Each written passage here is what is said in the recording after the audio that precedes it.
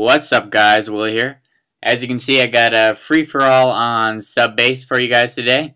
I think I go 30 and 6, and I actually could have done better, but I get 2 deaths that probably shouldn't have happened, but I guess I can't complain about them. But today I was going to actually talk about high school and sort of classes you can take, because I'm a senior this year, and I figure that a lot of you guys are probably coming into high school. And I know some of you guys probably are a senior now or already out of high school, so this probably won't pertain to you. So I don't know if you're going to want to listen or not, but, you know, I'm just going to try to help those guys that are just going into high school. So definitely when going into high school, the biggest thing I want to talk about is class choices. Because the classes that you're going to choose are going to sort of affect your high school career, even when you're starting freshman classes. And usually at most high schools, you have to have a certain number of credits to graduate and a certain number of credits in each subject field. Like, you'd have to have a certain amount of credits in art and computer science or those kind of things.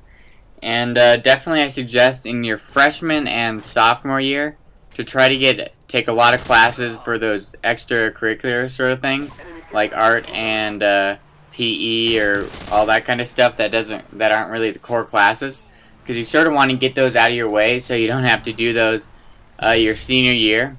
And if you put those off, you usually end up having those classes with just a bunch of freshmen, which I don't think you want to do, be the only senior in there or older upperclassmen in there. So definitely try to do those your early years, because that sort of happened to me with health.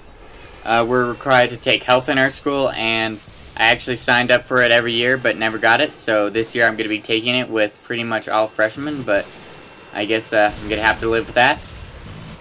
So on top of that, when you're stuck in classes, I suggest that you pick more difficult classes, be it honor classes or AP classes, because not only are they going to challenge more, and here's one of those deaths. If that guy hadn't had painkiller, I would have gotten him, but that happens. And so, where was that? Okay. So those classes are going to challenge you, and you're going to feel like you learn more, because if you're going to go to a class, you don't want to waste your time there if it's a really easy class, and colleges are going to like that. And in the end, those classes really aren't that hard. If you just pay attention and take notes in class and everything, they're actually pretty easy. And if you don't procrastinate. And procrastination is definitely a big problem. I know I procrastinate quite a bit, where I'll put off projects to the last week or the last couple of days.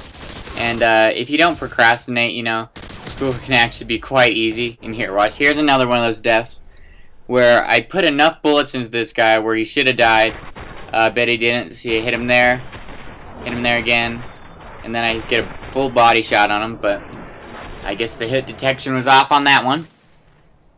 So, as I was saying, if you don't procrastinate and you don't put that stuff off, and you know, you start a project with, usually have a few weeks or a couple weeks to do a project, the big ones, if you just do that right away, you know, it's really not going to be that hard. And here I heard that guy coming up the ladder, but I thought he might have been running across those planks below me, but another mistake on my part.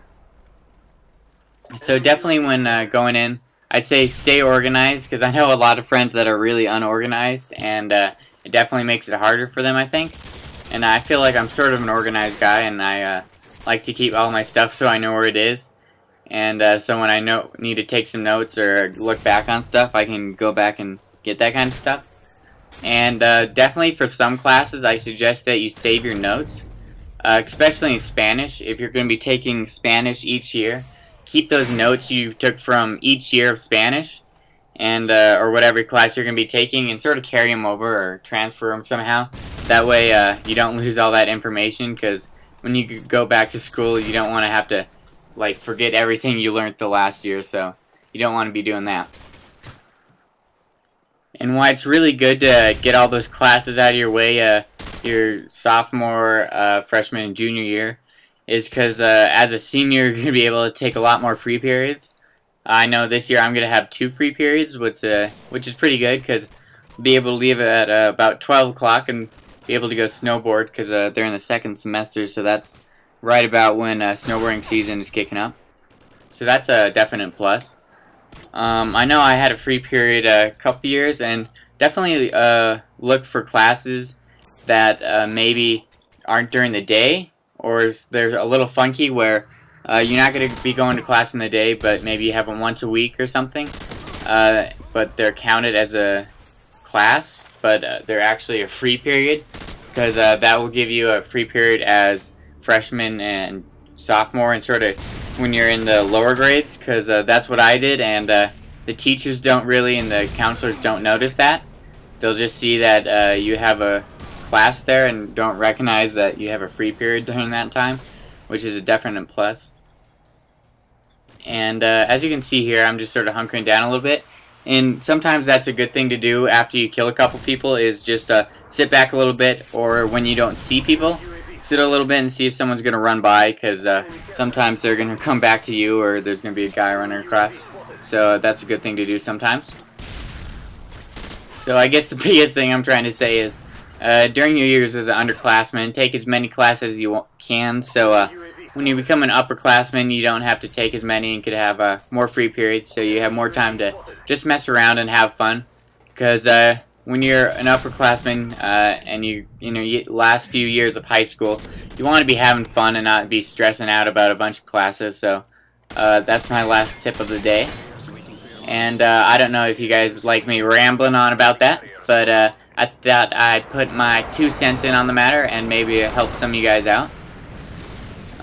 So here, the match was alright. Using the M16, I just started using that, and I like it. If you get usually 1 burst on the guy, and he's good. So I like it. You definitely have to put the holographic on it.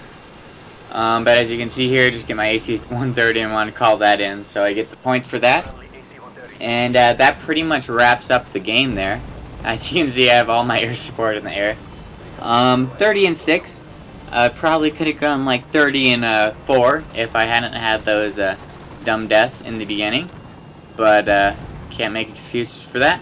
So I guess thanks for watching, you guys, and I will talk to you guys later.